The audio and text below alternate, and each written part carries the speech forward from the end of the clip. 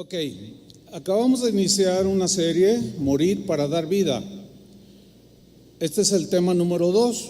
Si usted no ha escuchado el tema número 1, le vamos a recomendar que lo escuche para que usted pueda tener todo el panorama sobre el tema, que es muy abundante en la Biblia. Y hoy vamos a tocar el tema número 2, que he titulado El perfume del quebrantamiento. Voy a tomar el Salmo 51, versículo 17. Salmo 51, 17. Dice así: los sacrificios de Dios, o los que Dios acepta, son el espíritu quebrantado. Cuando habla de espíritu, habla de actitud, de condición del corazón. El corazón contrito y humillado no despreciarás tú, oh Dios. Un espíritu quebrantado es el perfume más delicioso, más rico, más hermoso que un cristiano pueda poseer. Dios abre su corazón y su mano para bendecir al quebrantado de corazón, al humilde de espíritu, pero al soberbio lo resiste. En Santiago 4:6, en la versión Palabra de Dios para Todos, dice así: pero Dios nos muestra aún más su generoso amor. Como dice la Escritura, Dios rechaza a los orgullosos. ¿A quiénes Dios rechaza? A los orgullosos. Pero ayuda con su generoso amor a los humildes. O sea, Dios abre su mano, tiende su mano y bendice al humilde, pero al orgulloso lo resiste. Ninguno de nosotros nace con el espíritu quebrantado, y mucho menos humilde. Nadie nace con esa situación o condición del corazón. No, al contrario, somos como un potro salvaje, rebeldes, obstinados, impetuosos. Nos oponemos al freno, metafóricamente hablando, que le ponen al caballo. Nos oponemos resistencia al freno cuando el jinete, en este caso el Señor, aplica el freno al caballo que va desbocado y lo resistimos. Así nacemos. Rechazamos las riendas, queremos tumbar al jinete que quiere sentarse en la silla para dirigirnos. Así nacemos todos, absolutamente. Ahora, cuando nacemos de nuevo, cuando nacemos de Dios, cuando nacemos hacia una vida nueva, cuando aceptamos a Cristo, en ese momento se inicia un proceso que vamos a llamar el quebrantamiento. Nacemos de nuevo, una nueva naturaleza está ahora dentro de nosotros.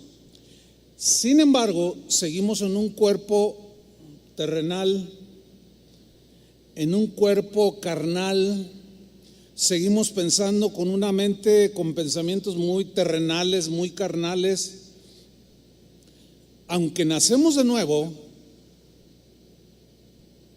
necesitamos crecer como humanamente lo hacemos, pero cuando nacemos de nuevo, seguimos haciendo lo que queremos. Fíjense, podemos ser cristianos nacidos de nuevo, pero también podemos seguir comportándonos como un potro salvaje, aunque ya hayamos nacido de nuevo. Potro salvaje que desea seguir vagando, haciendo su voluntad. Los Corintios, aquí en esta carta se ve plasmado esto que acabo de escribir. 1 Corintios capítulo 3 versículo 1, Pablo lo menciona, esa situación. De manera que yo, hermanos, no pude hablarles como espirituales, o sea, gente madura, no, sino como a carnales que se dejan llevar por sus impulsos naturales, por su ego, su yo, etcétera, etcétera. Dice, como a niños en Cristo, o sea, inmaduros. Dice el 2, os di a beber leche y no vianda, porque aún no erais capaces, ni sois capaces todavía, como que se habían estancado ellos. Versículo 3, aquí está, porque aún sois carnales. ¿Cuáles son los síntomas de un cristiano que, aunque haya nacido de nuevo, sigue comportándose como un potro salvaje? Aquí mismo lo dice Pablo, porque aún sois carnales, pues habiendo entre vosotros celos, contiendas, disensiones, y ahí le podemos añadir amarguras, pleitos, queja, murmuración, o sea, todo lo que tenga que ver, todo ese olor fétido de la carne que está podrido. Dice, no sois carnales y andáis como hombres, o sea, como hombres enemigos, como cualquiera que no es cristiano. Reitero, podemos ser nacidos de nuevo, pero podemos seguir comportándonos mientras no maduremos y entendamos que tenemos que ir hacia la madurez. Podemos seguir comportándonos como caballos rebeldes. Miren, en nuestra vida cristiana vamos a ir aprendiendo cada día a pasarle las riendas al Señor, las riendas de nuestra vida. Necesitamos entenderlo para dejar de darle cosas, dejar de tirar patadas, dejar de relinchar.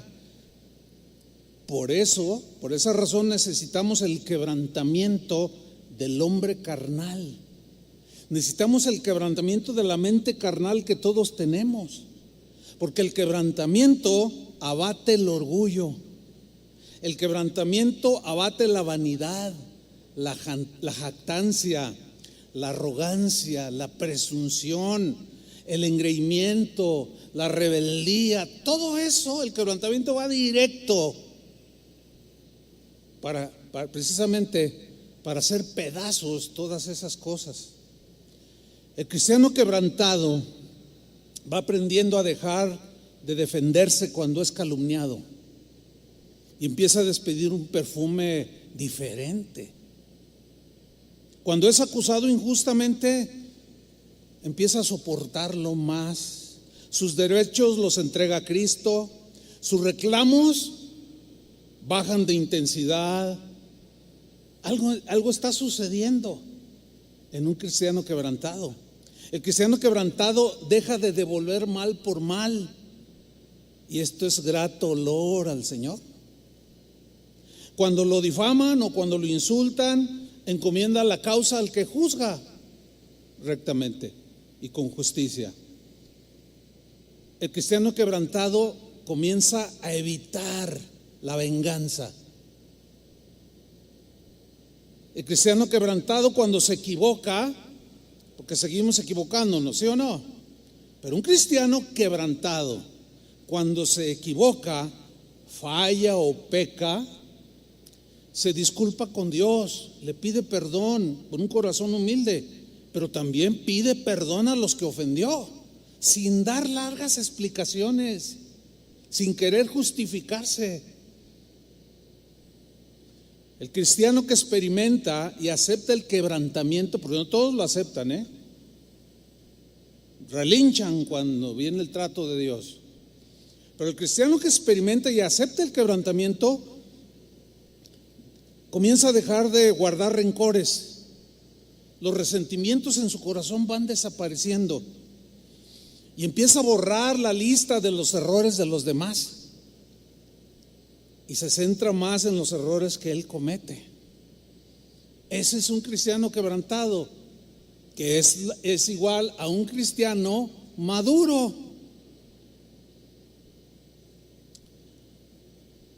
Un cristiano quebrantado es tratado en su yo, en su ego. Cuando se topa con retrasos, interrupciones, imprevistos, cambios de horario, qué sé yo, no responde con enfado, ¿sí? No se vuelve histérico. Conoce gente histérica que va manejando y se detiene y empieza a pitar. Son histéricos, no tienen control de sí mismos porque su ego, háganse todos a unos porque ahí voy yo. Su ego está este tamañote, ¿no?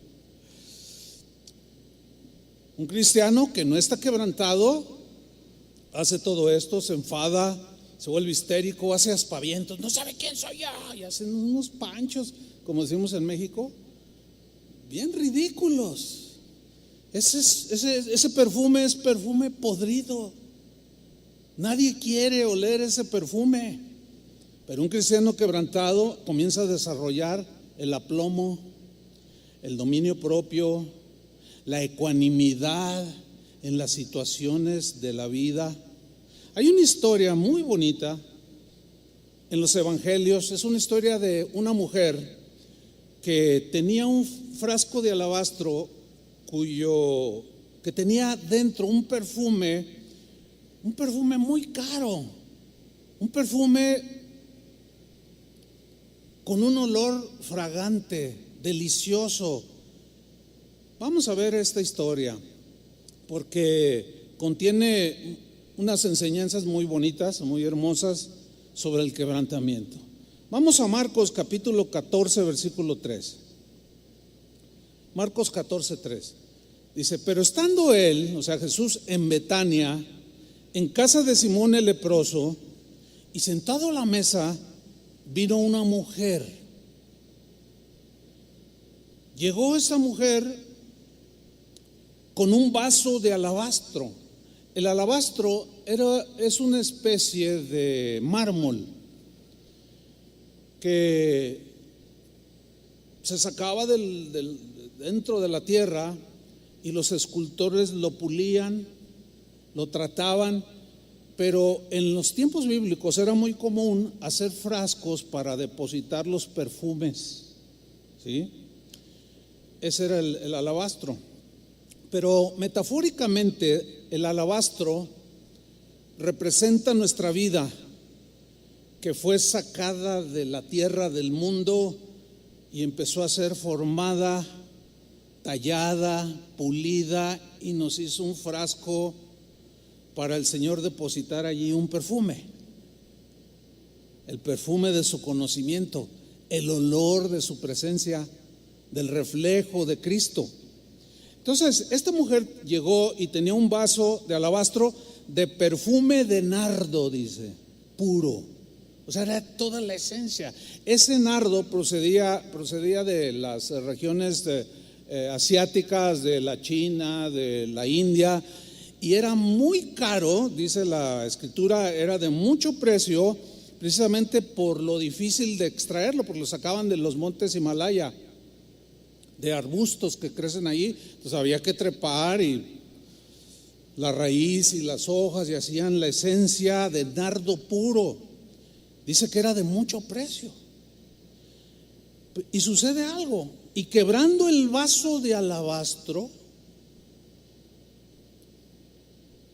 algunos dicen que nada más le quitó la tapa del vaso, y tiene sentido, pero fíjese que las costumbres de aquel tiempo, déjeme darle un contexto de costumbres de aquel tiempo.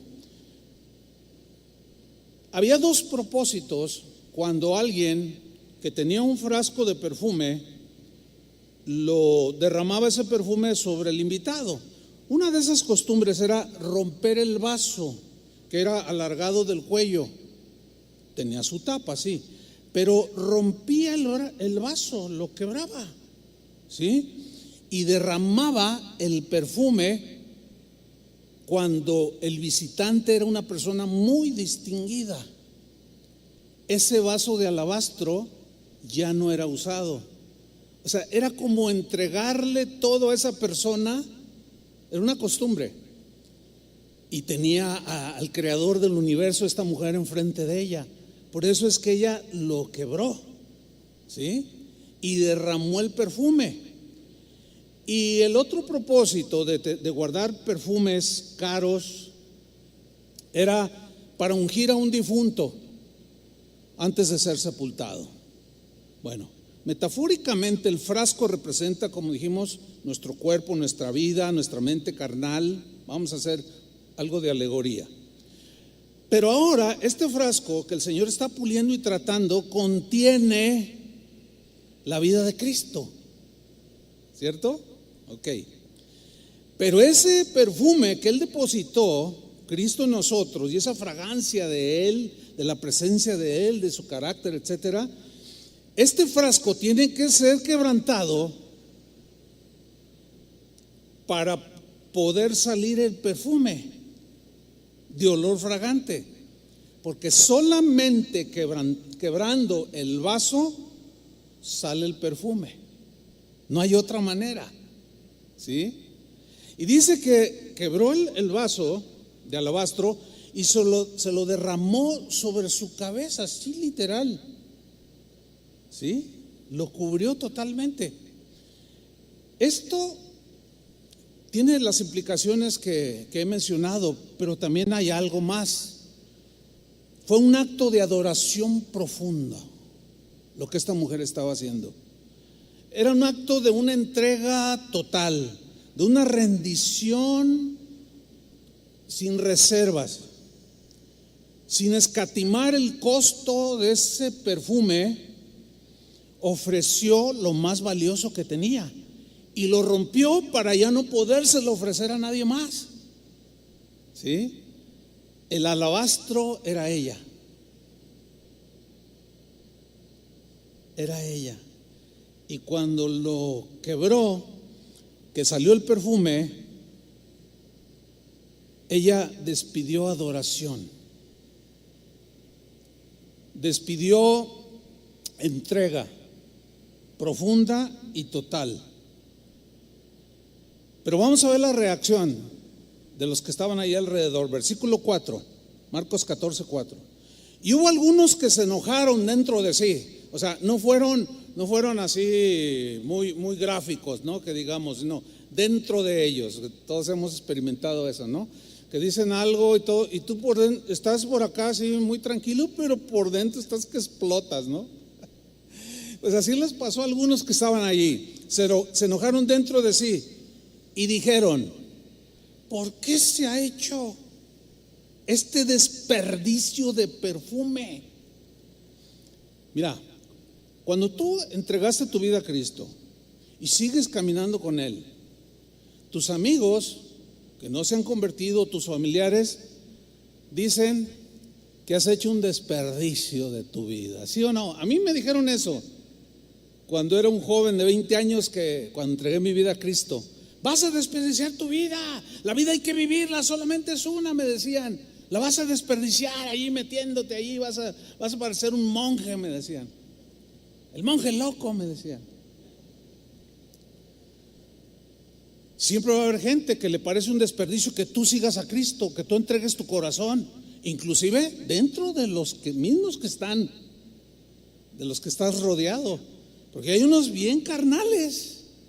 Su mente es muy carnal, no captan estas verdades profundas. Y cuando ven que uno de sus amigos o hermanos o conocidos aún de la congregación se entrega más a Dios, busca las cosas espirituales, busca más la oración, en lugar de andar perdiendo el tiempo 3 horas en Facebook, se pone a oír una predicación o se pone a estudiar, y siempre, chole, ni tanto que queme al santo, y empiezan con cosas. Se les hace un desperdicio que tú te entregues a Dios. Dice el versículo 5. Ellos dicen: ¿por qué ese desperdicio? Porque podía haberse vendido por más de 300 denarios y haberse dado a los pobres. 300 denarios. Acuérdense que un denario era el salario de un día. Cuando dice más de 300 denarios, vamos a poner 300. Era el salario de una persona de casi un año. Ese era el costo de ese perfume. Ahora, si lo traducimos al salario mínimo aquí en México, el salario mínimo actual anda en los 141 pesos con 70 centavos. Lo multiplicamos por 300 y nos da la cantidad de 42,510 pesos. ¿Alguien tiene un perfume de 42,500 pesos? En dólares, para los que ven de otros países, ya hagan su traducción o su conversión más bien, son $2,125. Imagínense un perfume de más de $2,000. Carísimo, ¿no? Bueno, ellos dijeron, qué desperdicio, porque esto se pudo haber vendido y haberse dado a los pobres. Y murmuraban contra ella, dice el versículo 5. En el griego murmurar, aquí en significa bufar, así como los caballos cuando... O sea, estaban tan enojados, estaban tan molestos, estaban tan indignados con esta mujer que estaba haciendo un desperdicio, según ellas. Pero miren, Jesús entra en defensa del quebrantado y al soberbio lo resiste. Y dice en el versículo 6, pero Jesús dijo, dejadla. Ese verbo en griego es contundente, es imperativo, es como déjenla en paz, cállense la boca. No saben lo que están diciendo, caballos rebeldes, indómitos, brincones, saltones, revoltosos. No entienden lo que esta mujer está haciendo. ¿Por qué la molestáis?, dice Jesús. Déjenla en paz. Y la defendió. Mira, Dios defiende al quebrantado, sale en su auxilio, le tiende su mano, pero al soberbio lo resiste, lo rechaza. Así es que ya sabrán. ¿Cuántos quieren el favor de Dios? Yo quiero el favor de Dios. Yo quiero que extienda su mano y me toque y me bendiga. Yo necesito la bendición cotidiana de Dios, su gracia todos los días. ¿Por qué la molestáis? Buena obra me ha hecho.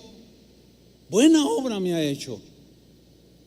Versículo 7. Siempre, les dice Jesús, siempre tendréis a los pobres con vosotros. Y cuando queráis les podréis hacer bien, pero a mí no siempre me tendréis, o sea, en cuerpo. ¿Sí? No siempre me van a tener. Dice el versículo 8, esta ha hecho lo que podía. Mira, esto que hizo esta mujer, todos lo podemos hacer, pero no todos lo queremos hacer. Todos lo podemos hacer, pero no todos lo quieren hacer. Esta ha hecho lo que podía. Y fíjense, aquí Jesús entiende perfectamente, como conocía la intención de su corazón, dijo, porque se ha anticipado a ungir mi cuerpo para la sepultura. O sea, el hecho de que se lo haya derramado en la cabeza significa que el perfume corrió por todo su cuerpo. Cuando un difunto era sepultado, le ponían especies, lo enredaban en telas y le ponían especies aromáticas también y le derramaban perfume, por obvias razones, ¿no? Y esto fue lo que hizo esta mujer. Para algunos fue un desperdicio, para el Señor no fue ningún desperdicio. Todo lo que le entregues al Señor, lo mejor de tu vida, jamás Él lo tomará como un desperdicio. Él quiere que le entreguemos nuestro corazón. Los demás no, y no te van a entender algunos, aunque sean cristianos. Pero el Señor va a salir a tu defensa. ¿Cuántos dicen gracias, Señor? Ahora, Jesús dice algo en el versículo 9 bien interesante. De cierto, dice, de cierto os digo que donde quiera que se predique este evangelio, miren nomás, 2000 años después, yo estoy predicando de este pasaje. Y miren lo que dijo Jesús. Donde quiera que se predique este evangelio, en todo el mundo, también se contará lo que esta, y la señala, ha hecho para memoria de ella. Mira, el hecho de que Jesús diga lo que esta mujer ha hecho, ninguno de los discípulos que estaban con él no eran capaces todavía de entenderlo. Ahí estaba el Pedro, ¿verdad? ¿Cómo? Los pobres se nos mueren de hambre. El Evangelio de Juan y en Mateo dice que el que salió más así, más broncudo y más rebeldón y más caballo loco fue Judas. Dijo, no, ¿cómo es posible? ¿Verdad? Y luego Juan dice en su evangelio, dice, esto dijo Judas porque agarraba de la bolsa. Y como que dijo, híjoles, me fue una buena feria aquí. Ese era perfume podrido. Los discípulos estaban en formación. Siempre va a haber alguien adelantado, como esta mujer. Ellos ya eran apóstoles y todavía no entendían esto que esta mujer hizo. Fíjense nada más. Eso prueba de que no habrá en esta vida un solo hombre, una sola mujer que entienda todo, que ya sepa todo. Por eso, para aprender tenemos que tener un espíritu, una actitud de aprender. Yo cuando escucho gente que dice, ay, no, ya me voy, no me gusta cómo predica etcétera, ¿qué me puede enseñar? Dice, no, ese todavía ni siquiera forma de alabastro tiene, es la piedra, y así. Y se proyectan solos. Y el Señor ve todo eso. Si te crees muy acá, ¿verdad? Te crees la última Coca-Cola del desierto, ¿verdad? Pues te voy a empezar a pulir y luego te voy a depositar el olor de mi presencia, de mi palabra, y te voy a quebrantar. Porque yo quiero que salga un olor fragante. Ese olor fétido no me gusta. ¿A quién le gustan los olores fétidos? A nadie. Pero los olores deliciosos a todos nos gustan, ¿no es cierto? Pablo decía, nosotros somos olor fragante al Señor. Entonces, desde el día que aceptamos a Cristo, ¿cuánto tienes en Cristo? Bueno, desde ese día hasta la fecha, el Espíritu Santo ha estado obrando en tu vida de muchas maneras, obrando, puliéndote con el propósito de quebrantar tu yo, mi ego, tu ego, tratando de domar ese caballo salvaje que todos traemos dentro.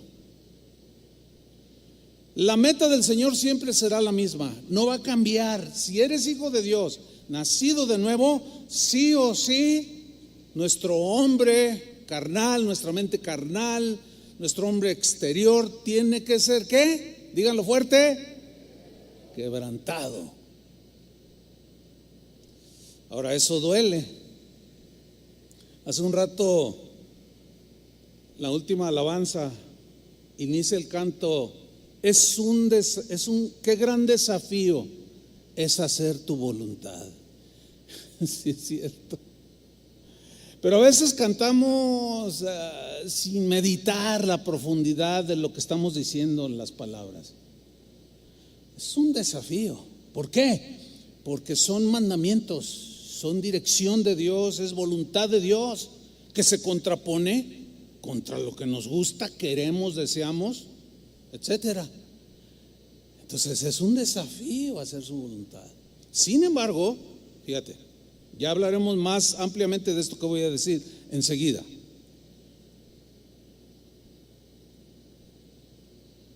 Un cristiano, el Señor, aquí tenemos un cristiano, el Señor empieza a tratar con él y entiende la palabra, no pone resistencia, aunque tiene rebeldía.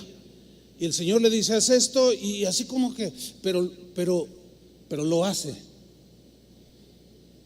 Ese cristiano va creciendo.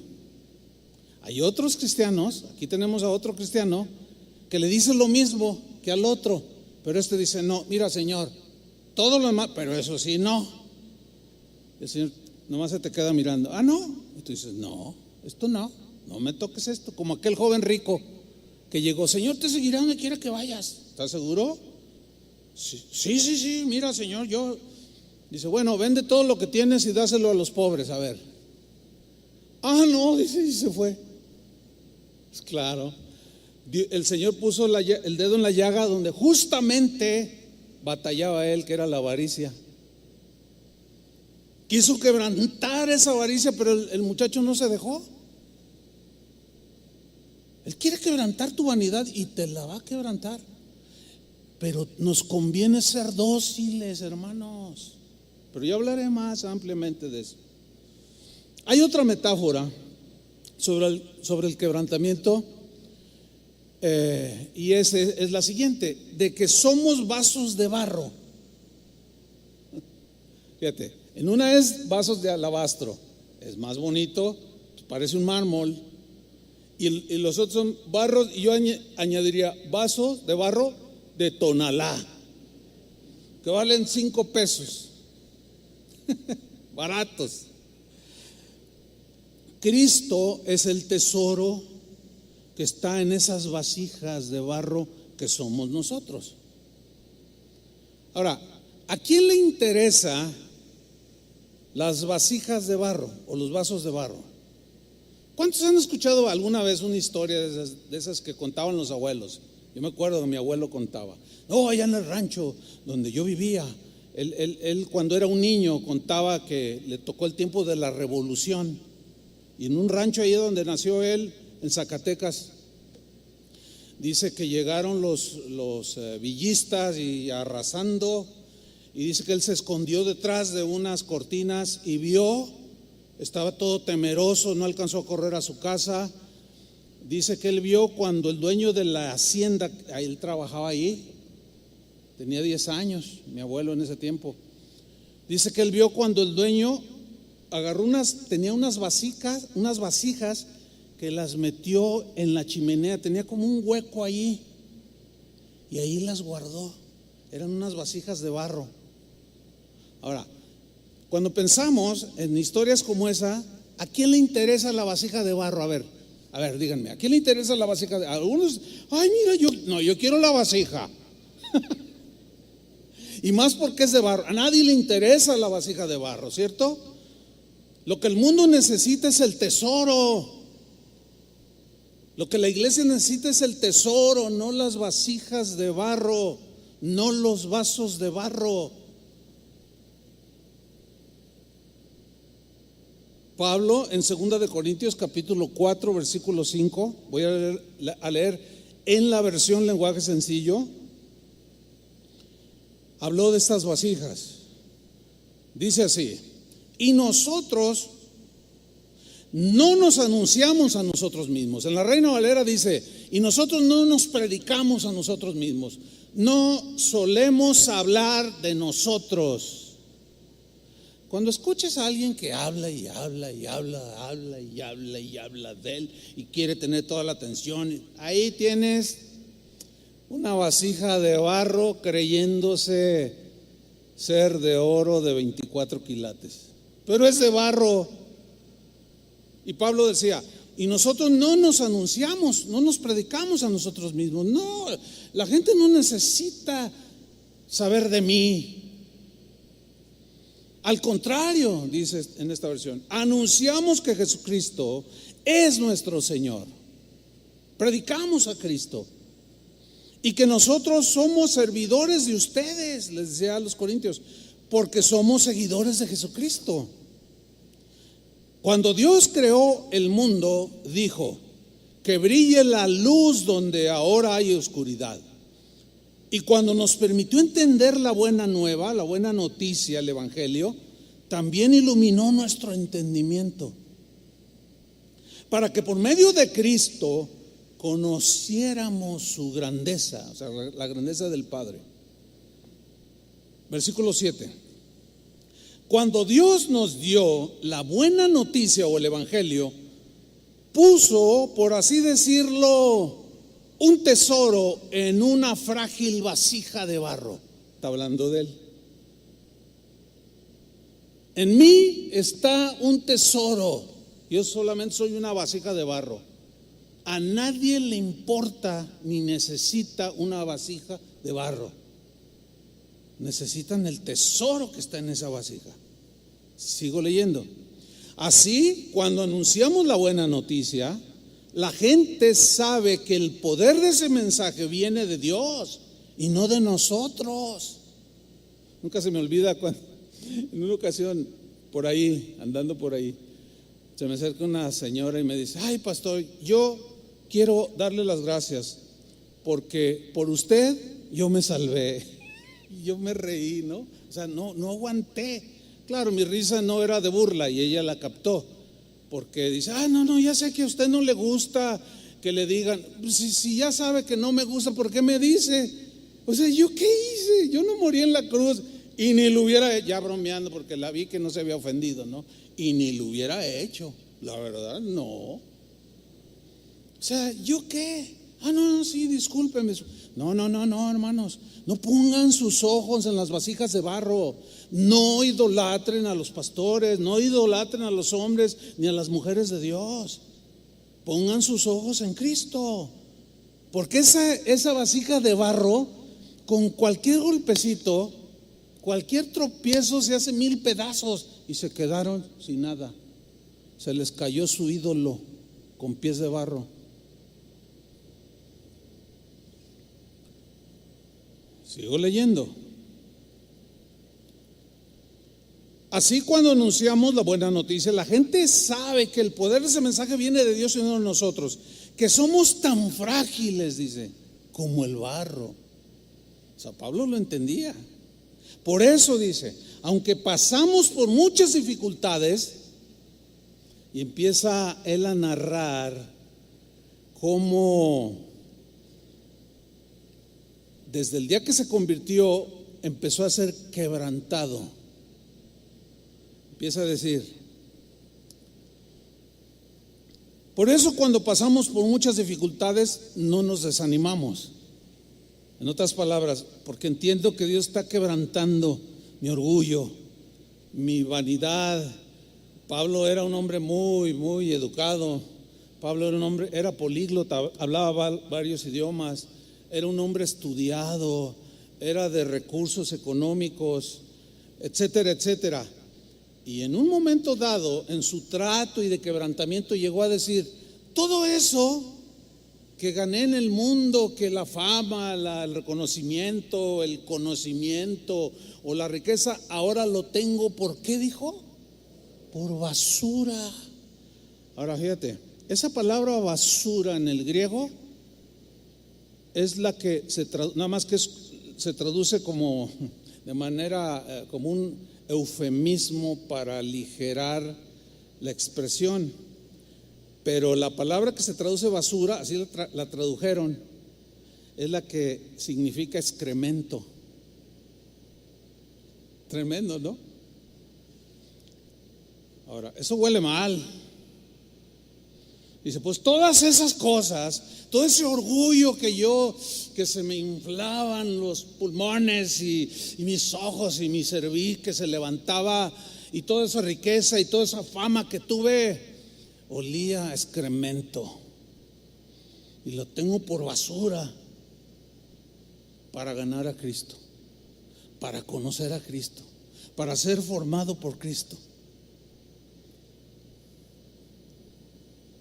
Sigue diciendo Pablo, versículo 8, por eso, aunque padecemos muchas dificultades, no nos desanimamos. Tenemos preocupaciones, pero no perdemos la calma. O sea, ya eso de que no saben quién soy yo, había quedado en el pasado, ¿no? Dice el versículo 9, la gente nos persigue, eso produce aflicción, quebrantamiento, pero Dios no nos abandona. Nos hacen caer, pero no nos destruyen.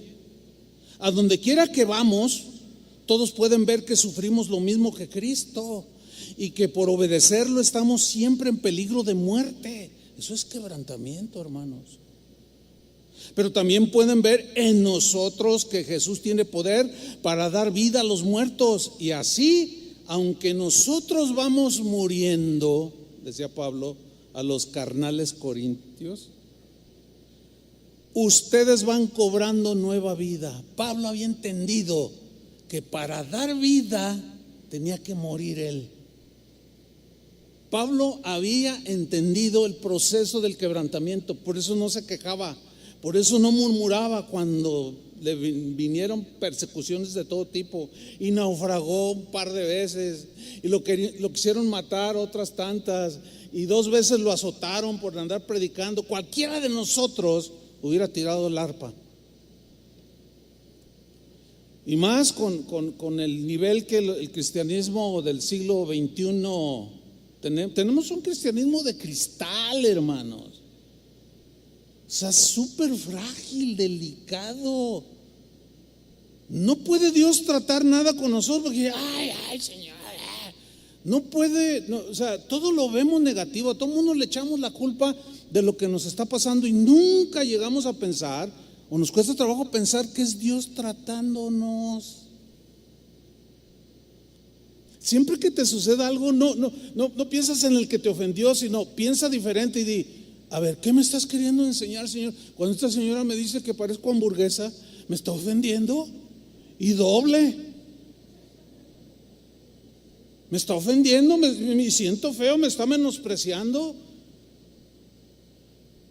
Entonces piensa diferente, no en vengarte, no en tomar rencor. No, Señor, ¿qué estás tratando en mí? Y luego el Señor te dice, pues es que eres bien vanidosa, te crees mucho, y sabes que eso no es de una cristiana. No despides buen olor, no me agrada, pero voy a tratar contigo, te voy a hacer pedacitos esa vanidad que te cargas. Entonces tú ya con entendimiento dices, Señor, si huelo mal, quiero tener ese perfume que tú, igual al que esta mujer lo derramó sobre ti, porque dice que toda la habitación se llenó del perfume. Y cuando tú o yo nos ponemos perfume es para oler bien. Y cuando alguien se te acerca y huele ese perfume que traes, dice, ay, qué rico perfume traes. Pero cuando alguien viene de trabajar, no se ha bañado, nadie se te quiere acercar. Eso tiene su sentido espiritual también.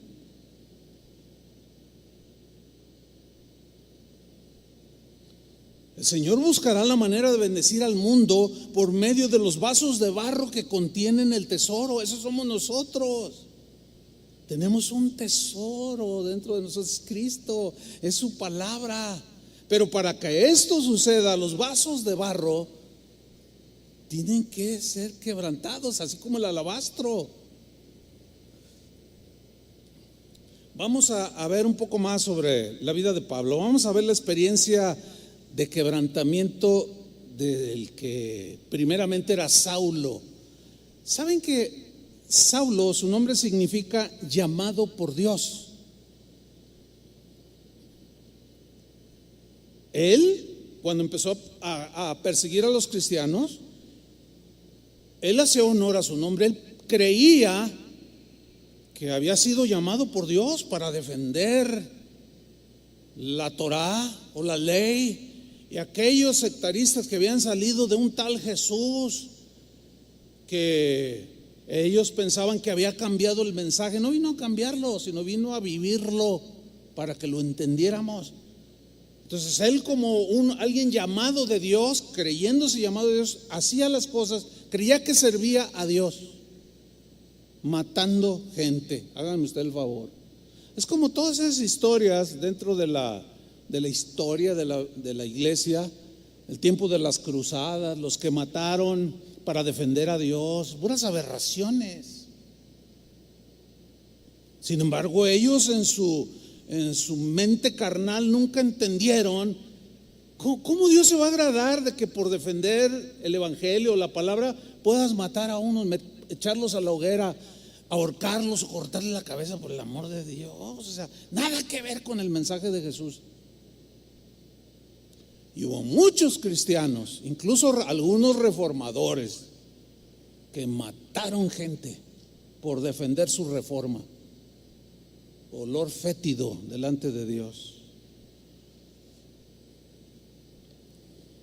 Posteriormente el tal Saulo llegó a ser el apóstol Pablo. ¿Saben que Pablo significa pequeño? Qué interesante, ¿no? Para los judíos el nombre era muy significativo.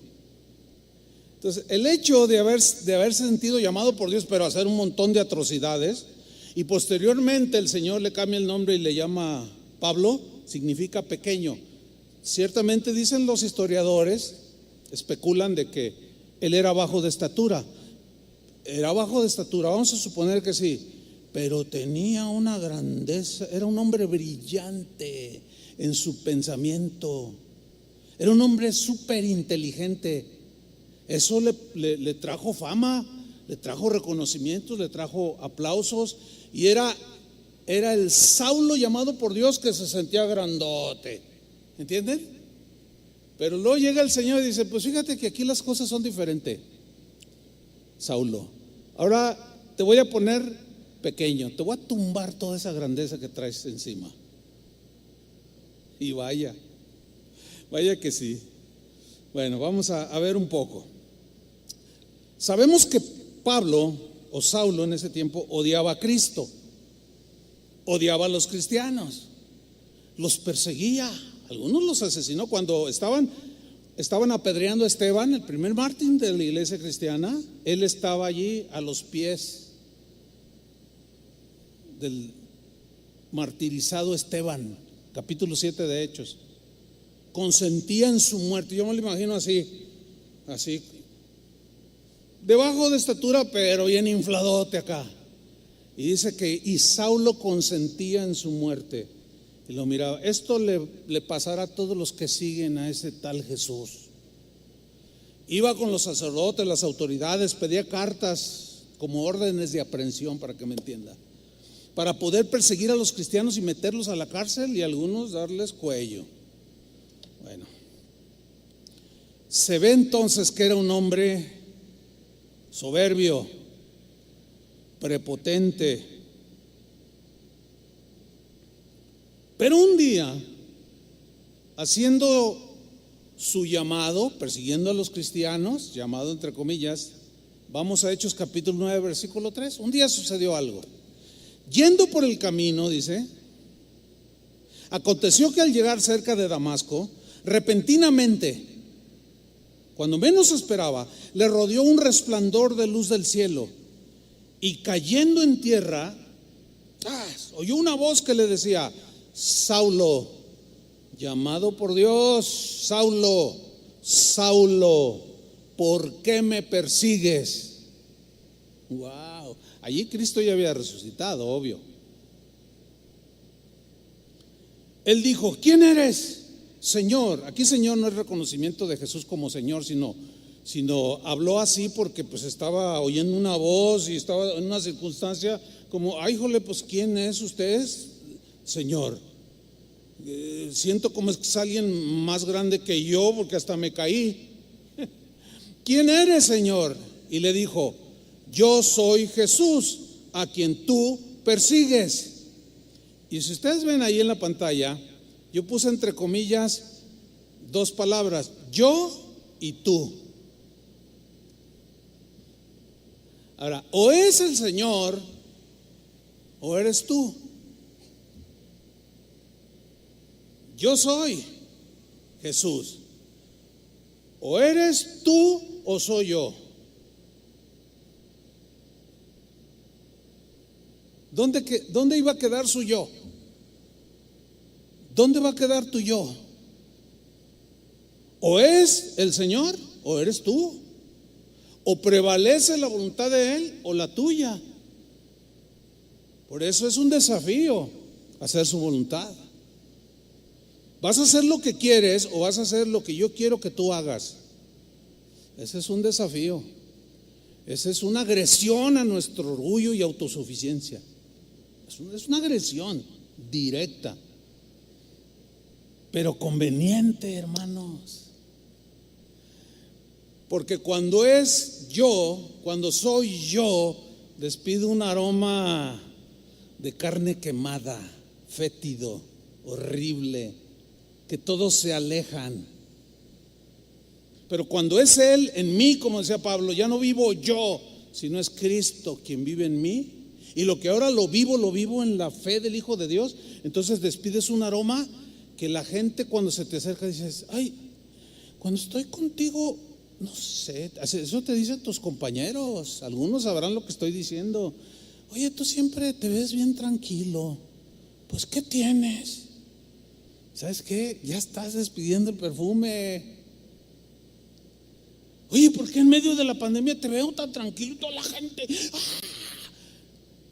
ya empezaste a despedir el aroma. ¿Por qué? Porque a lo mejor ya el Señor no a lo mejor, sino porque ya el Señor ha empezado a quebrantar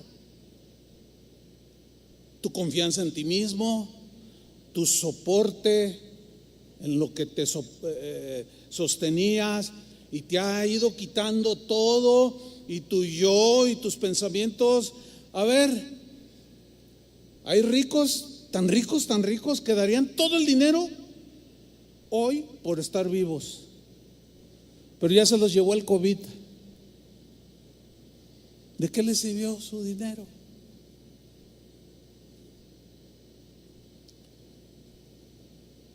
Una vez en un hospital yo le pregunté a una enfermera, yo era paciente allí, y le dije, bueno, cuando me dio un infarto ya hace unos años, y me dice una enfermera que me estaba canalizando, me dice, oiga, ¿no tiene miedo? Y le digo, no. Y me miraba así y trabajaba. ¿De verdad no tiene miedo? Le digo, no tengo miedo. Le digo, ¿sabe por qué no tengo miedo? Porque soy cristiano y sé a dónde, si me muero, sé a dónde me voy. Le dije, ¿y si tú te murieras ahorita, a dónde te vas? Le digo, espérame, porque no vaya. Se puso nerviosísima.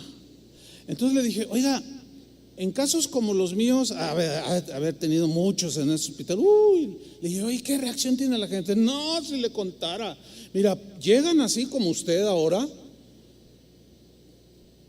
y los empiezo a canalizar y me agarran así, no me deje morir, no me quiero morir, por favor, no me deje. Mire, es una cosa tan espantosa.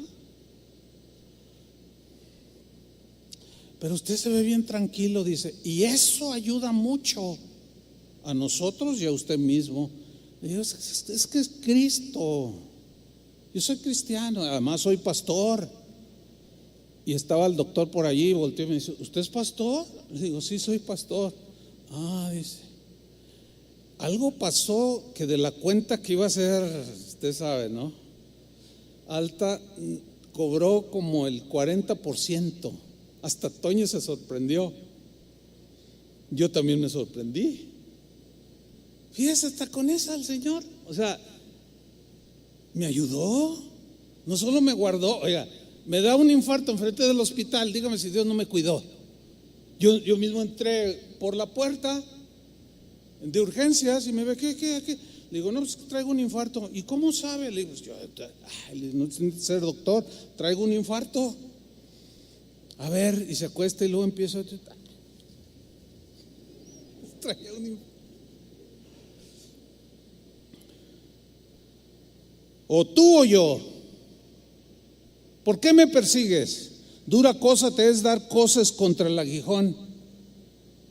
Eres un caballo rebelde, pero yo te voy a domar, Pablo. Y yo te llamé y te conocí desde el vientre de tu madre, y te escogí para ser un apóstol, y te voy a domar. Dice el Señor, dice la Escritura, que Dios nos escogió en Cristo. Somos escogidos en Cristo. En el momento que recibimos a Cristo, en Él está el escogimiento. A todos los que aceptamos en Cristo nos llama predestinados en Cristo para la salvación, para todo aquel que cree. Y le dice, dura cosa te es dar cosas contra el aguijón. Mire, ¿qué significa aguijón? El aguijón aquí era una vara larga, como de 1.20, con una punta de hierro en el extremo. el que estaba sembrando la traía y con las riendas, ¿sí? Podía tener una mula, caballos, bueyes, y utilizaba esa vara puntiaguda cuando se hacían las labores del campo.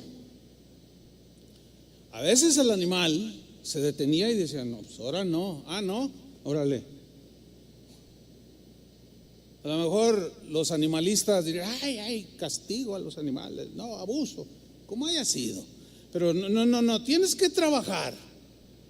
Y la Biblia dice, no seas como el mulo. Entonces, Pablo era allí como un mulo, ¿entiende? Y le dice el Señor, dura cosa te es dar patadas contra el aguijón, porque le das patadas y tú te estás hiriendo solo. Cada vez que tú te resistes al quebrantamiento, le estás dando patadas y te hieres más. Y al rato estás todo frustrado que ya no das una. No, deja de dar patadas, y menos al Señor. Pablo, cual rebelde caballo, daba coces contra Jesús y el Evangelio antes de su conversión. Sigo leyendo Hechos 9:6. Él, dice, temblando y temeroso, dijo, Señor, fíjate, qué interesante, dice, Señor, ¿qué quieres que yo haga? O sea, aquí estoy, ok, ¿qué quieres que yo haga? Y el Señor le dijo, levántate y entra en la ciudad y se te dirá lo que debes hacer. A ver. Ok, yo quiero algo contigo, Jesús, pero tú ordéname a mí y yo hago lo que tú me digas. No, dice Jesús. Y ahí empezó. ¿Qué quieres que yo haga? Levántate, entra en la ciudad y se te dirá lo que debes hacer. O sea, que otro le iba a decir lo que tenía que hacer.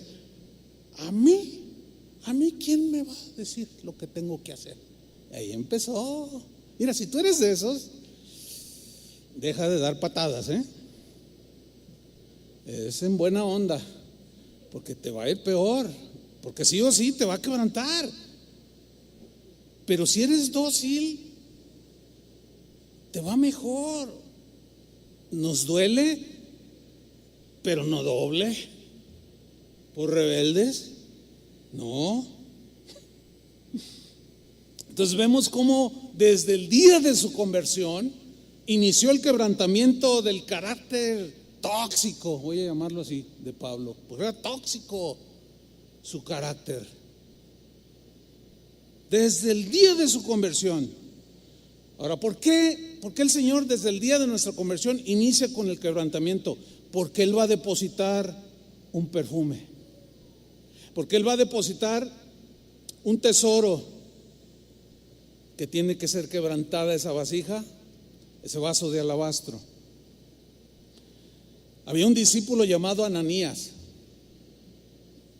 dócil, humilde, y el Señor le habla y le dice, Ananías, ve allá a la calle que se llama a la derecha, ahí te vas a encontrar con un hombre llamado Saulo, tú vas a ir, porque él había quedado ciego, le vas a poner tus manos, vas a orar por él para que reciba la vista. Y entonces cuando Ananías escucha quién era, dice, oye Señor, espérate, yo he oído que ese hombre ha hecho muchos males a tus hijos. ¿Cómo yo voy a ir? No, más bien, si voy con un garrote. No, así no dice, pues, no. Digo. Y pues ahí, como está ciego, pues ahora me desquito y me los hurto, ¿verdad? Dice, no. Y empieza a discutir con el Señor. Pero como era ya un discípulo quebrantado, Ananías le ordena y le dice en el versículo, en Hechos 9:15, le dice, ve, no discutas. Fíjate lo que le dijo, porque instrumento escogido me es para llevar mi nombre en presencia de los gentiles y de reyes y de los hijos de Israel. Ese era el llamamiento de Dios, gran llamamiento, a más responsabilidad, más quebrantamiento. Si yo les contara, si los pastores que tenemos trabajando 40 años, ya vamos para 40 años, les contáramos el quebrantamiento que Dios ha hecho con nosotros a través de los años, Pero después de todos esos años empezó a salir perfume, empezó a salir el tesoro. Y sí, como me dijo aquella hermana, ¿verdad? Dijo que yo la había salvado. Pues, estaba muy emocionada y yo le dije, no, el que te salvó fue Cristo. No, sí es cierto, hermano, sí fue Cristo a través de usted, sí, de esta vasija de barro, de este con pies de barro, que en cualquier momento se derrumba. Pero ya salía el perfume, el tesoro que él había depositado. Y dice el versículo 16, porque yo le mostraré cuánto le es necesario padecer por mi nombre. Ándale, ahí está.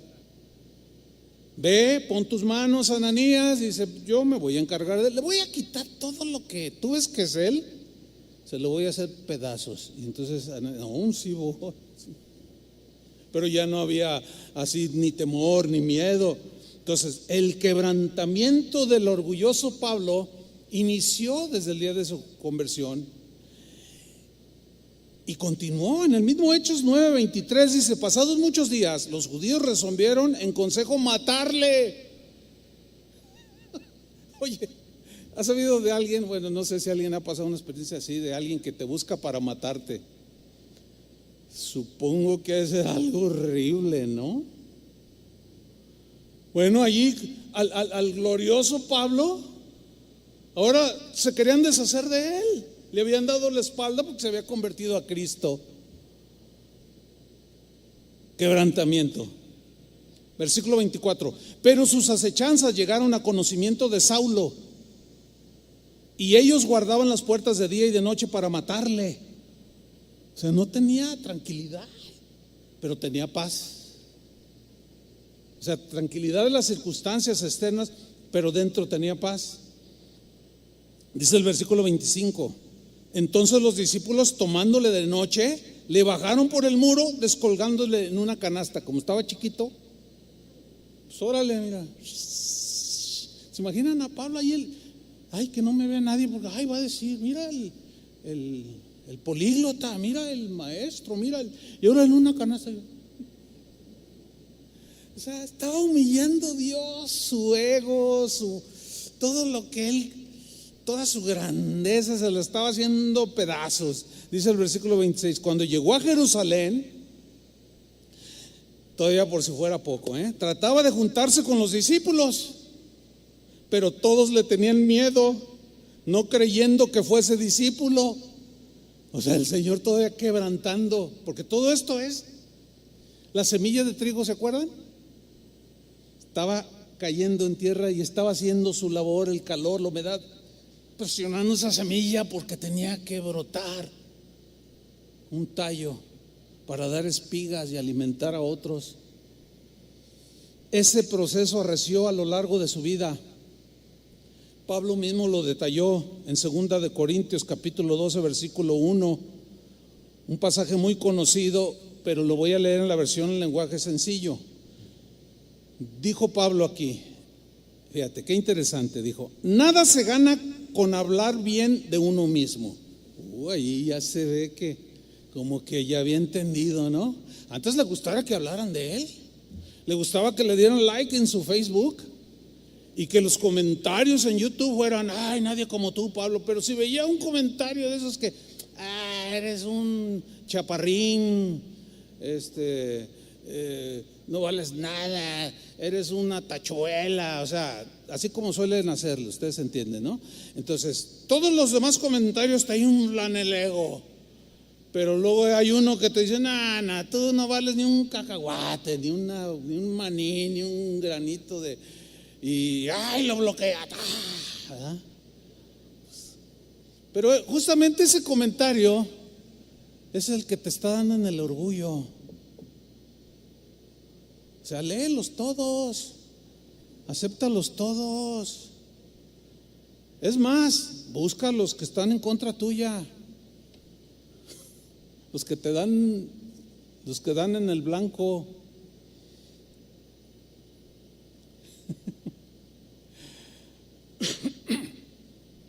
Sigo leyendo. Nada se gana con hablar bien de uno mismo, pero tengo que hacerlo. Así que ahora les voy a contar las visiones que tuve y lo que el Señor Jesucristo me dio a conocer. Aquí se estaba defendiendo porque lo acusaban los corintios y los falsos apóstoles que andaban por ahí. Y comienza a narrar versículo 2. Conozco a un hombre que cree en Cristo. Está hablando de él, pero aquí lo hace en tercera persona, ¿no? Yo conozco a un hombre que cree en Cristo y que hace 14 años fue llevado a lo más alto del cielo. La Reina Valera dice el tercer cielo, que es la habitación de Dios. No sé si fue llevado vivo o si se trató de una visión espiritual, solo Dios lo sabe. Lo que sé es que ese hombre fue llevado al paraíso. ¡Wow! ¿Te imaginas? ¿Te imaginas que Dios te traslada al paraíso y luego regresas? No, hombre, mira, a dar testimonio por todos lados y que viste no sé qué, y que a mí me arrebató y me llevó, es porque yo... Pero fíjate, Pablo no lo tomó así. Ya, sigamos leyendo. Versículo 4. Lo que sé es que ese hombre fue llevado al paraíso y que allí escuchó cosas tan secretas que a ninguna persona le está permitido decirlas. O sea, yo vi tantas cosas, oí tantas cosas, pero el Señor me dijo, no cuentes tu experiencia. Y ahora como que es al contrario, ¿no? Ay, me llevó al cielo. Y ahí anda por todo el mundo contando lo que vio y que dice, cara, eso está medio raro, ¿no? Y eso les trae fama y cuando ves el YouTube, 7 millones de vistas. Y luego cuando lo ven, ay, mira, se fue al cielo. No, hombre, pues si lo que el Señor hace es lo contrario, es bajarnos los humos que traemos bien altos. Y Pablo estaba obedeciendo, a nadie le contaba. Contó su experiencia, pero no dijo qué, porque dijo, Dios me dijo, me prohibió decirlas. Versículo 5, fíjate lo que dice. Yo podría estar orgulloso de conocer a una persona así. Está hablando de él, pero no de mí mismo. Yo no voy a sentirme orgulloso de mí mismo. Qué diferente está allí, ¿no? Tan diferente. Se ve que aquí ya es un Pablo quebrantado. Dice, pues yo solo puedo hablar de mis debilidades. Nada más eso voy a hablar. O sea, de que soy tan frágil como una vasija de barro. Yo no soy nadie. Yo sembré, Apolo regó, pero el crecimiento lo da Dios. Yo nada más puse el fundamento y otro edifica. Pero pues, ¿quién es Pablo y quién es Pedro y quién es Apolos? Somos nada, dice. Solamente somos colaboradores de Dios. Yo les conté que en una ocasión, en una conferencia de pastores, yo estoy ya para subir y estaba terminando la alabanza y se me acerca el maestro de ceremonias. Estuvo buenísima. Y se me acerca y me dice, pastor, dame rápido así un currículum tuyo. Y le digo, ¿un currículum? Le digo, no, pues ¿qué te puedo decir? No, es que mira, le digo, no, ¿qué vas a hacer? No, pues te voy a presentar. Es que es un privilegio tener a Chuy Olivares entre nosotros. Le dije, ay, bájale, brother, bájale. Le dije, no. Le digo, mira, mejor esos 5 minutos que te vas a gastar ahí en hablar del gran siervo, mejor dámelos para la predi. No, honra el que honra merece. Pero así bien, yo no, le dije, no te doy nada. Yo entiendo que la gente percibe eso como, pues qué pedante, ¿no? Pero no es pedantería. Al contrario, yo no quiero que hablen de mí. No quiero. Por esto. Bueno, pues ándale que dice, hermanos, llegó el momento, tenemos el gran privilegio. Así. Hijo, y yo atrás con mi Biblia así. En ese tiempo traía Biblia. El iPad pesa más. Dije, le doy un bibliazo. No, yo estaba por acá. Y estaba un amigo mío ahí sentado, un pastor, y se estaba riendo porque él me conoce, ¿no? Y lo dice, y está con nosotros el hermano, y se le olvida mi nombre. Se le olvidó. Ay, y yo dentro me dije, gloria a Dios. Dije, qué mal, Señor. Yo le dije, Señor, gracias, Señor, qué bueno, qué bueno. Y cuando, hermano, el hermano, y la gente riéndose. Entonces ya yo me acerco y dice, hermano, por favor, le digo, qué bueno que te pasó eso. Le dije, yo te lo dije allá atrás, enfrente de todos. Le dije, deja de hacer eso. O sea, que tienes que, ¿o no? Somos vasos de barro. Mejor vamos a repartir del tesoro que hay y que he depositado. Había como 800 pastores. ¡Qué historia! Me sentí bien contento.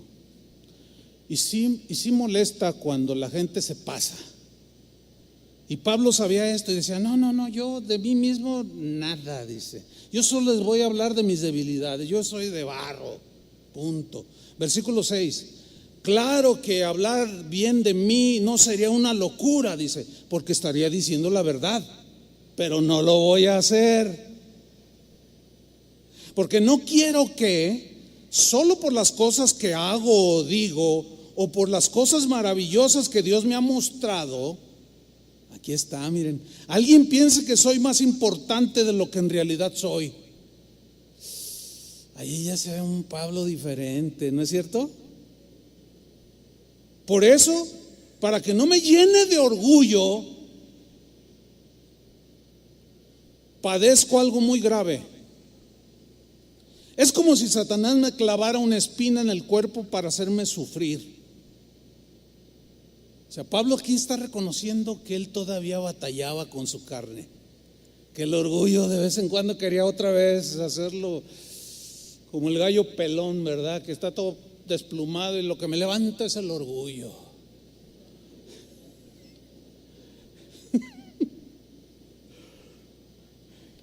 Dice, un aguijón, dice, el Señor ha permitido que me dé duro para que no me ensoberbezca sobremanera, dice en la Reina Valera. Dice el versículo 8, 3 veces le he pedido a Dios que me lo quite, que me quite este sufrimiento, pero Dios me ha contestado, mi gracia es todo lo que necesitas, no te lo voy a quitar, porque si te lo quito, te vas otra vez como globo inflado. Y necesitas estar ahí, mira, Pablo. ¿Lo entiendes? Sí, Señor, lo entiendo. 3 veces lo he quitado, he pedido a Dios que me lo quite. Y Dios me ha contestado, 3 veces me contestó, mi gracia es todo lo que necesitas. Mi poder se muestra en la debilidad, en tu fragilidad. Cuando ya no te sientes, es cuando entonces yo entro, porque soy yo o tú. No, pues tú. Entonces tranquilito, Pablo. Sí, Señor, sí. Por eso dice, prefiero sentirme orgulloso de mi debilidad, de ser una vasija de barro simple. No recibo aplausos de nadie, no recibo honra de nadie, ni reconocimiento. No se pasen conmigo, decía Pablo, en otras palabras. Prefiero entonces sentirme orgulloso de mi debilidad para que el poder de Cristo se muestre en mí, que soy solamente una vasija de barro. Me alegro de ser débil, o sea, de barro. Pero mira lo que dice, me alegro de ser insultado y perseguido, porque eso me pega en el orgullo. Pero sé que Dios está ahí con con un aguijón, ¿verdad? Tú síguele caminando, tú tranquilo, no te vengues, no digas mal. Si te maldicen, bendícelos. No, órale. ¿Están entendiendo el mensaje, verdad? Pues a cuántos han estado y el Señor, sí, te estás dando tú solo. Mejor sé dócil y obediente. Y déjate tratar y quebrantar por el Señor, que Él al quebrantado lo abraza y en su quebrantamiento lo consuela. Eso es lo que Él estaba diciendo en el pasaje anterior que leímos. Me alegro de ser débil, de ser insultado y perseguido, y de tener necesidades y dificultades por ser fiel a Cristo. ¿Te fijas la manera de pensar ahora de Él? Ya no eran los que me perseguían, ya no eran los que me insultaban, ahora era, Señor, pues sí me insultan, me duele, yo sé que me da en el ego, pero ¿qué estás tratando conmigo? Pues te estoy manteniendo hasta el último día de tu vida. Entonces ahora ya estás, ya no eres un caballo loco. Y ahora yo voy sentado en la silla del caballo. Entonces yo hago las riendas así, y a la izquierda, y ahí va Pablo, a la derecha, y a la derecha, jala el freno y se detiene. Obediencia, docilidad. Termina diciendo, pues lo que me hace fuerte es reconocer que soy débil. Wow. Lo que me hace fuerte es reconocer que soy de barro, porque ya no estoy yo confiando en lo que sé, en inteligencia humana que Dios mismo me dio, o qué sé yo. No me interesa si dan likes en mi Facebook, no me interesa si dan like en el YouTube. ¿Ustedes se han fijado que en la página de nosotros tenemos desactivados los comentarios? ¿Sí se han fijado, no? Miren, el 95% de los comentarios es que Chuy Olivares es la gran maravilla.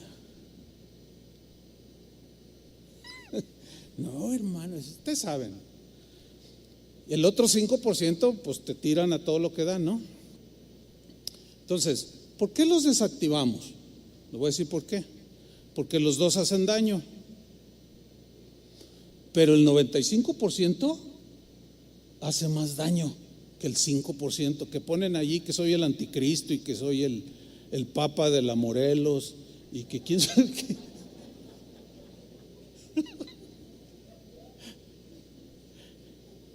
Entonces yo le digo, no, ¿sabes qué? Quítame el 95%, no me interesa que la gente diga cosas. Claro, también los dicen de Toño, de Chava, Chuy García, no, pues es la estrella. Pero así como no leemos, ojos que no ven, corazón que no siente, ¿verdad?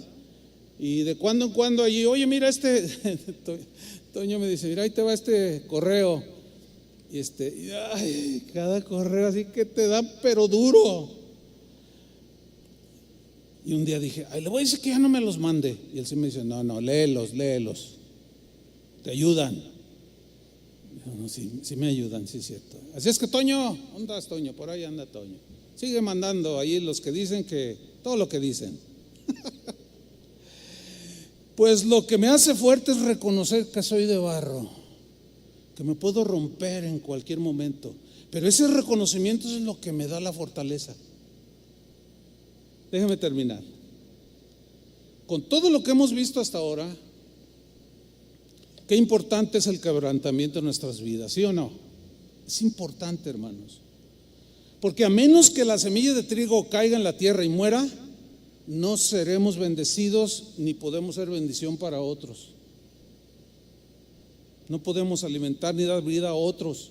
Si queremos servir al Señor con eficacia, debemos prepararnos para ser quebrantados por Él. Todos decimos, Señor, úsame. Sí, pero es necesario el quebrantamiento. No podemos excusar ni preservar nuestro yo o tratar de protegerlo. No, el que guarda su vida la perderá, dijo Jesús. Tenemos que permitir que el Señor quebrante nuestro ego, nuestro yo, nuestra carne, nuestra mente carnal.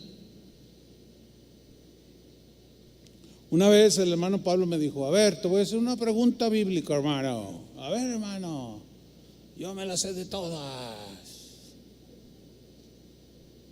Dice, ¿cuál es tu peor enemigo? Pues el diablo. No te la sabes. No, el diablo no es tu peor enemigo. Tu peor enemigo eres tú mismo, me dijo. Tu mente carnal, tu yo, tu ego, ese es tu peor enemigo, no el diablo. El diablo no es omnipresente, no está en todos lados, pero tú sí tienes un yo que está ahí presente, tienes un ego. Ese es tu peor enemigo y tienes que someterlo a Cristo. Sopas. Déjame terminar con una historia conocida, pero los que no la han oído, bueno, pues la volverán a escuchar. Había una pradera en cierto país por ahí, y en esa pradera había una manada de caballos salvajes. El líder de la manada de caballos salvajes, que iban a donde querían, corrían por los cerros, atravesaban los ríos, hacían lo que les daba la gana, se metían a los sembradíos, pisoteaban, hacían lo que querían. Pero el líder se llamaba Pancho. ¿Se acuerdan de esa? Pancho. Entonces él era, ahora vámonos para acá, y todos los demás lo seguían, y a donde iba Pancho todos lo seguían y decían, eran caballos rebeldes. Un día estaban descansando y de pronto Pancho pone las orejillas así y se levanta y ven una polvareda por allá, ¿verdad? Dice, quédense todos aquí, ocúltense en esas malezas. Entonces el Pancho se fue así muy sigilosamente a ver qué era lo que sucedía, y pasa hacia lo lejos unos jinetes, ¿verdad? Y se esconde y regresa con toda la manada de caballos salvajes. ¿Qué es, Pancho? Y dice, pues son los esclavos esos del rey que vive allí en la hacienda grande esa de allá abajo. Andan agarrando caballos para montarse en ellos, pero no nos vamos a dejar, ¿verdad que no nos vamos a dejar? No nos vamos a dejar, pues no se dejen, es un honor estar con Pancho. Y te seguimos a donde quiera, Pancho. Sí, mientras me sigan a mí, yo los voy a dirigir bien y no vamos a permitir que nadie se nos monte encima. Y ahí andaban. Un día están desprevenidos y llegan los jinetes, los siervos del rey, y empiezan a querer atrapar a algunos salvajes para domarlos. Y ándale que agarran a uno. Los demás corran lo más recio que puedan, ya iban. Pero atraparon a uno. Ese caballo se llamaba Pepe.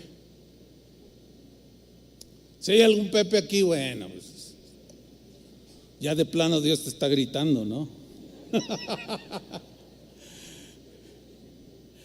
Entonces lo agarran y lo enlazan y lo llevan jalando con otros caballos. Entonces, agarraron a Pepe, ¿cómo es posible? Entonces acá se subieron a unos cerros y le gritaban, Pepe, cuando te quieran montar, no te dejes, y relincha y patéalos y no te dejes. Y Pepe, total, se lo llevan. Al siguiente día empieza el entrenamiento y sale el experto, ¿no? Y empieza a ver, lo laza aquí del cuello y luego otro de por acá, y luego lo empiezan a corretear y luego se empieza a montar y el Pepe empieza a tirar patadas, ¿no? Como decía Pancho, yo no me dejo, y ¡pum! El jinete por allá. Llega el segundo día, el tercer día y lo mismo. Pero llegó un momento en que Pepe estaba cansado. Y llegó el día del entrenamiento después de un mes. Y llega el jinete y lo agarran, lo lazan, lo estiran y se sube. Y él empieza a caminar y deja de brincotear y de tirar patadas. Le ponen el freno, las riendas, las espuelas allí que traía el jinete. Le pone una silla, se monta y empieza, ¿verdad?